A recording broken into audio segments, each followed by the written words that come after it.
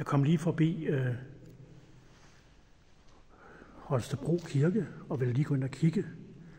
Og så lagde jeg mærke til hernede i til venstre hjørne her i koret, det her maleri. Og jeg genkendte kunstneren med det samme, fordi at det er Arne Haugen Sørensen. Og jeg er normalt ikke til moderne kunst, heller ikke moderne kirkekunst, og heller ikke specielt Arne Haugen Sørensen, selvom han er ret populær rundt omkring i de forskellige kirker. Og men grund til at lade mærke til det, fordi jeg har vist en del rundt i kirker jo, på højskole som højskolelærer, og ude i Sønderborg i Christianskirken, det som man kalder den lille Grundtvigskirke, der hænger der en del Arne Haugen Sørensen. Og det var den her stil, jeg kunne genkende. Og, men det her billede, som jo viser Abraham og hans ofring af Isak, det synes jeg faktisk er ret godt.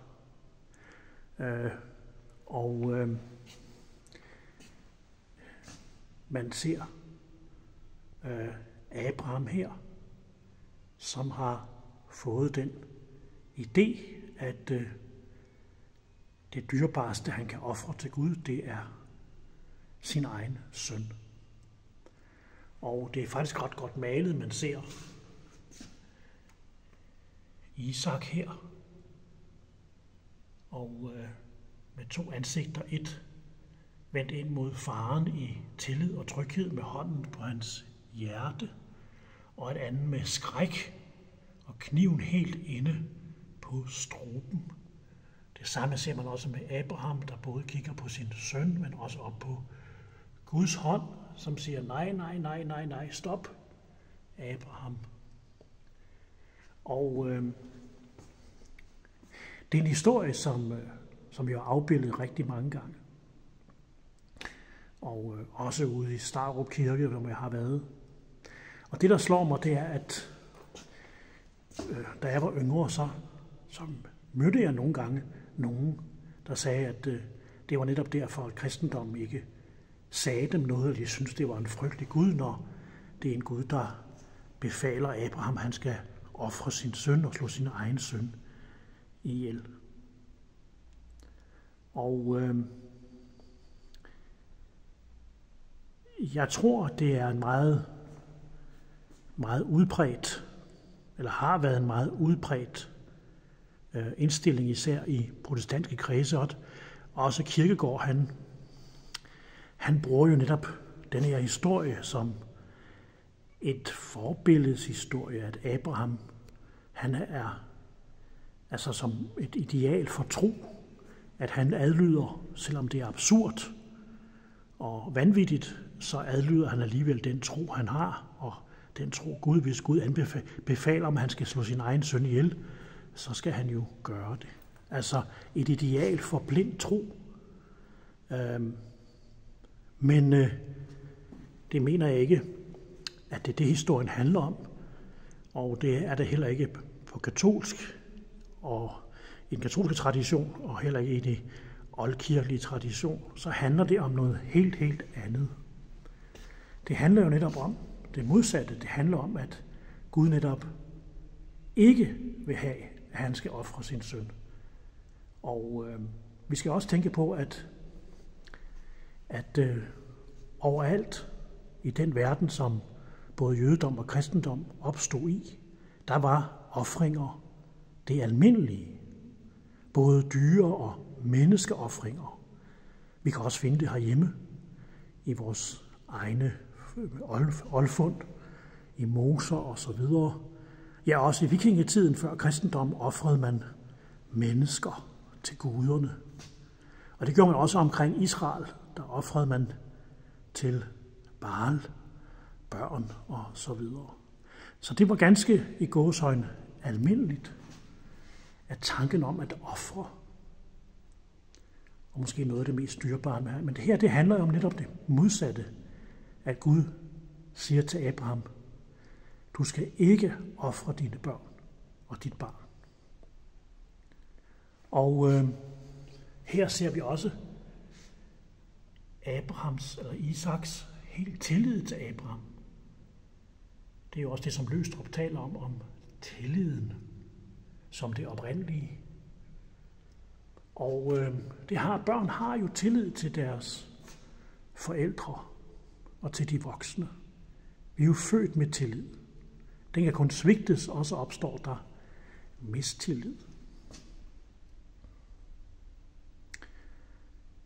Abraham er jo også nødt til at lyve for sin søn, for at lokke ham op på bjerget. Han siger til ham, at de skal ofre et lam og et får. Men Abraham ved jo godt, at det er hans egen søn, han har tænkt sig at ofre. Men Gud stopper det. Det er det, historien handler om. Jeg kan huske et rystende billede, jeg engang så. Det var fra Auschwitz, da de hentede de ungarske jøder. Og der er sådan et meget kendt og rystende billede af en bedstemor, der går med 2 børn under armen, sikkert hendes børnebørn. Og de har jo helt tillid til deres bedstemor. Bedstemor vil os det godt, og er vi i bedstemors arme, så kan intet ondt ske os. Men de er faktisk på vej i gaskammer. Det er noget med tilliden, og det er den tillid, vi også ser her, at Isak har her.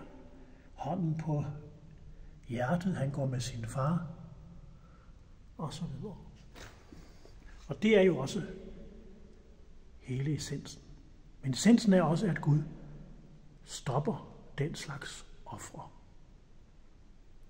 I dag ofrer vi børn i dag. Ja, det gør man da. Bare i det 20. århundrede har børn jo været ofre i alle mulige ideologier, også vanvittige ideologier. Tænk på Hitlerjugend, eller hvor man ofrede børnene for en ideologi, eller Freie Deutsche Jugend, eller Komsomol, eller hvad det hed.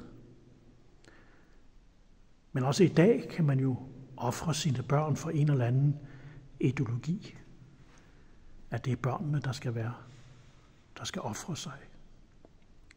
Men sandheden om den her historie er jo også, at Gud kræver ikke den slags ofre. Vi skal ikke ofre andre, heller ikke vores børn. Vi skal selv ofre os for andre. Altså tage vores kors op og give os selv. Fordi Gud har selv ofret sig. Og det er jo det, vi også ser på krucifixet heroppe.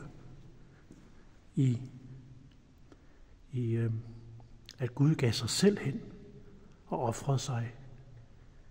Og når dem, der afviser kristendommen på den måde, at Gud vil have, at vi skal ofre at historien skulle fortælle, at Gud vil have, at Abraham skal ofre sin søn. Nej, Gud ofrede sig selv, og skal man sige det lidt banalt, så var det Gud selv, egen søn, der ofrede sig. Men Gud selv.